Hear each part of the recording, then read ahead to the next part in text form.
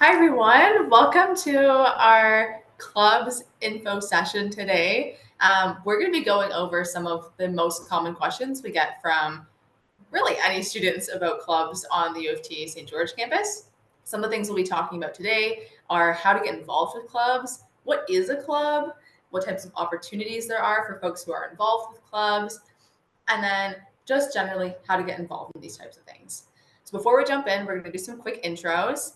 I'll start us off. My name is Alyssa Ahmed. I use she, her pronouns, and I'm the student life coordinator for recognized campus organizations.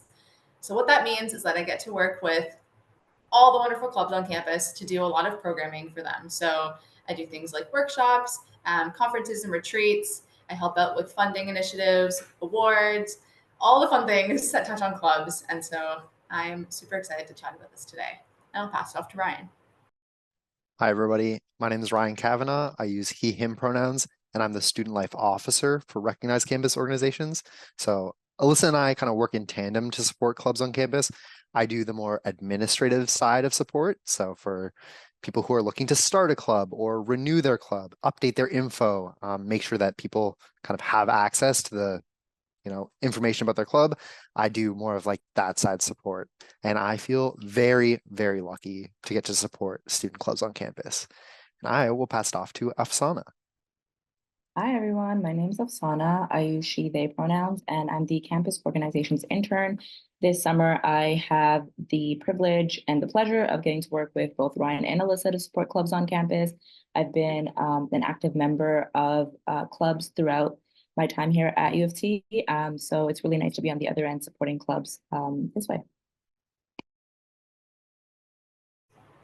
Awesome. So we're going to start off with the most basic question. What is a club?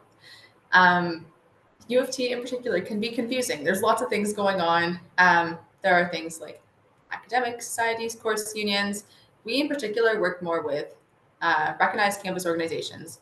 So these are groups that anyone can start, and we'll get into that later as well, that are recognized as like a U of T club. They are autonomous, voluntary student organizations. They're made up of students just like you, and they cover a wide range of interests, hobbies, skills, anything from like beekeeping to like chess, or anywhere in between. And so it's a really cool space to be involved with clubs, or to possibly start your own. I'll So pass it to Ryan to find out more about how you actually go about joining them.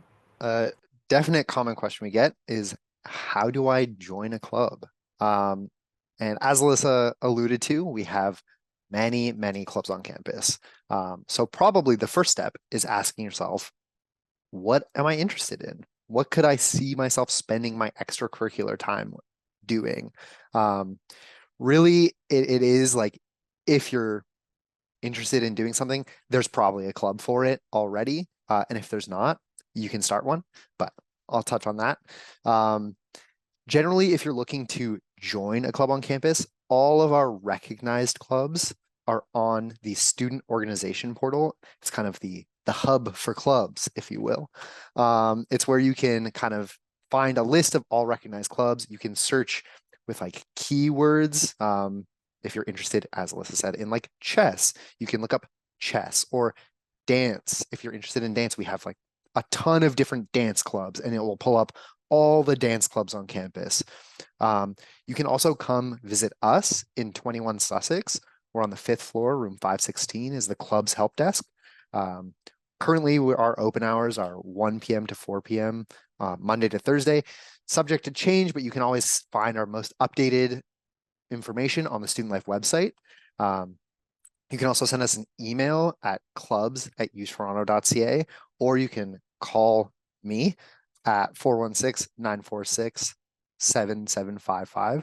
I'm always happy to support people interested in like getting involved in clubs, learning more about clubs, anything to do with clubs. We also have an open house for clubs that are located in Sussex. We have about 55 clubs located in 21 Sussex. And this year in September, we'll be having an open house where students can come into Sussex, all of the clubs will have their doors open and you can come and learn more about our specific clubs. So if you don't find a club that you're interested in joining, we would say you should start one. All you need to do in order to start a club is have 5 members. So that can be yourself and 4 friends. You would be the executive of the club. If you ever wanted to be a president, now's your chance. You would then get a constitution. We have a template constitution online. You can find all of this information on the student organization portal. It's also on the Student Life website. It's under like, how do I start a club? The template constitution, you need 5 members, a mailing address, and then an idea for a club. And really, you're good to go. You submit a recognition request, comes to our office, we process it. If there's anything that needs to be changed or updated, I will email you back and let you know. And you can do this at any time. So if you're a student that's, it's October and you're looking to get involved, great time to start a club. That's about it. All right. So hopefully you're now involved with the club or you started your own. And there are tons of opportunities for folks who are already involved with clubs or just starting out.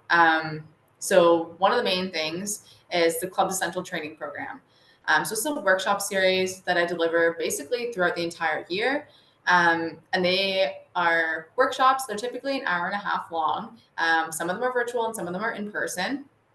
You can find out more information about the Club Essential Training Program on the Student Life website. And to sign up for any of our workshops, it's all hosted on Folio. And these workshops will cover a variety of topics from things like event planning, club finances, like team bonding and dynamics, reflection, and like documentation and transition for the next year. So it really does encompass all the things you need to know for clubs. So that's a really awesome opportunity. Part of the Club Essential Training workshop, or part of the Club Essential Training program, we also have club cafes. And so these will be like weekly, hour-long, very casual, like little cafes. We're going to be hosting them this year in 21 Sussex in a room called the Jim Delaney Lounge. So it's room 421. And it'll be every Tuesday from 2 to 3 p.m. It's a great opportunity, even if you aren't involved with clubs, to just come and meet some other club leaders. We'll sometimes have some snacks and refreshments, and you just get to chat about really anything. If you have some burning questions about clubs, if you want to connect with other club leaders and maybe collaborate in the future on events, or you can just chat with some of the staff that are there. So it's a really awesome casual space. You can kind of just drop in, bring a friend, or you can come by yourself. There's also some other one-off events, things like the President's Retreat, which is an annual retreat for presidents. For example, that's happening this weekend. We also have the occasional conference or like campus organization awards that typically happens at the end of the year in like April. So even if you're not super heavily involved with clubs, but you know a really great club leader, it's an awesome opportunity to recognize them for their contributions. So lots of opportunities throughout the entire year. In terms of club funding, there are also lots of opportunities for that. The one that comes out of our office is called the Student Initiative Fund. This is a fund that opens 3 times a year, so once per semester in the fall, the winter, and the summer. And anyone can apply to this fund, actually. So you don't even need to be a recognized campus organization. You can just be an individual student with a really great idea for an event that you want to host. And so you can apply for funding. It's a reimbursement-based process, and that's a great opportunity to just get a little bit of funding to even just start an event. I know funding is a popular thing, and so sometimes folks are looking for lots of other resources. One of the links that you folks will have access to is our online library. There's lots of information on there, so I would recommend just taking like a few minutes to kind of go through and digest it all. But in our library, we do have, as Marian mentioned earlier, some of those things like the Constitution templates, and we also have a list on there. We have a document with St. George Club funding. And so it's not a fully comprehensive list, but we've done some digging in terms of other funding opportunities on campus, and that's a really great starting place for any club or a student leader who's looking for some club funding outside of the Student Initiative Fund.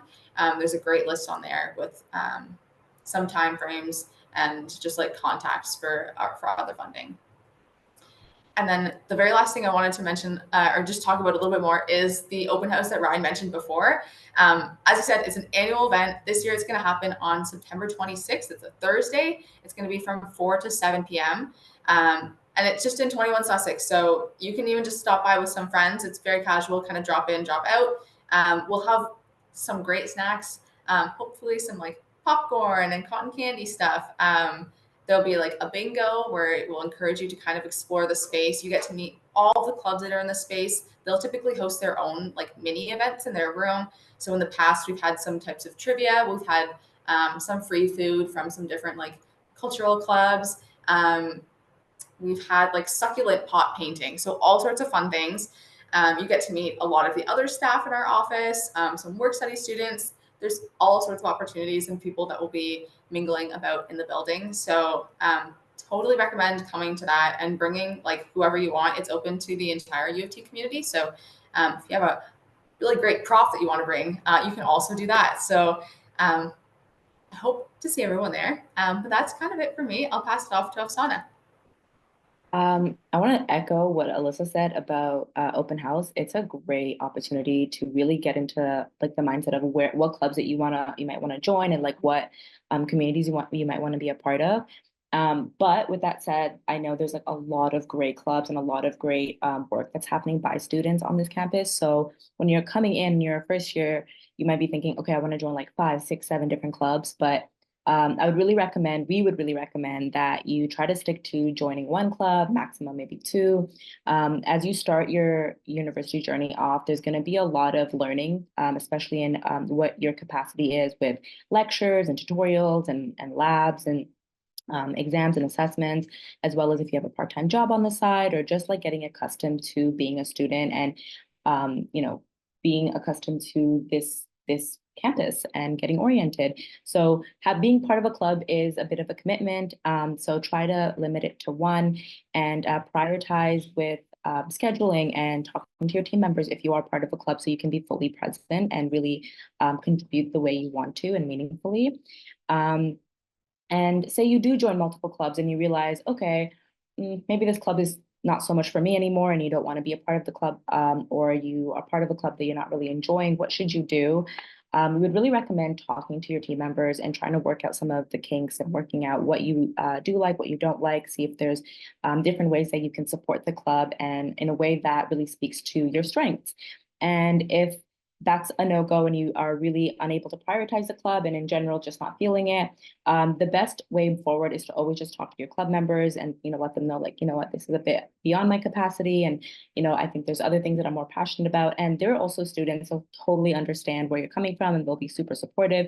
And if you feel like, okay, I've joined this club and I don't like it and I'm no longer part of it, what should I do? I really want to be a part of a community on campus. You can always come to our office and chat with us and get some insights into what might be a best fit for you. And we can also get you in touch with other club leaders that would be happy to talk to you about their clubs and what they're offering and how you can support them.